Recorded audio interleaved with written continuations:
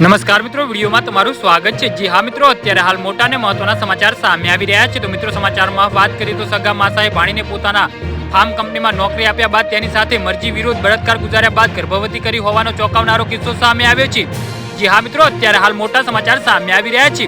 માસાની હરકતોથી કંટાળી ભાણીએ નોકરી છોડી દીધી હતી અને સમાજમાં બદનામી થાય તે ડરથી આપઘાત કરી લીધો હતો। જે મામલે પોલીસે ફરિયાદ દાખલ કરી વધુ તપાસ હાથ ધરી છે। યુવતીના ભાઈએ આક્ષેપ કર્યો છે કે તેની બહેનના મૃત્યુ બાદ જ્યારે તેને આ પગલું ભર્યું કેમ ભર્યું તે અંગે તપાસ કરી ત્યારે તેની સાથે નોકરી કરતી તેની બહેનપણી પાસેથી જાણવા મળ્યું હતું કે 29મી જૂનના દિવસે જ્યારે તેઓ નોકરી પર હાજર હતા ત્યારે મૃતક યુવતીએ તેને કહ્યું હતું કે આ કંપનીના માલિક તેના સગા માસા થાય છે।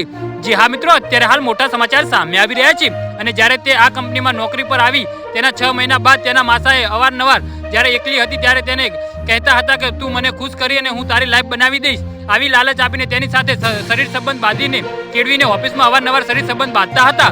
જી હા મિત્રો, યુવતીએ તેની સાથે નોકરી કરતી તેની બહેનપણીને પણ કહ્યું હતું કે તું માસાની વાતોમાં આવતી નહીં, નહીતર તમને પણ જિંદગી ખરાબ કરી નાખશે અને તમારી સાથે જિંદગી પણ બગાડી નાખશે। જી હા મિત્રો, તો આવા નરાધમ જોડે શું કરવું જોઈએ તો નીચે મારી કોમેન્ટ બોક્સમાં જરૂરથી જણાવજો અને મારી યુટ્યુબ ચેનલને સબસ્ક્રાઇબ કરવાનું ભૂલતા નહીં। ધન્યવાદ।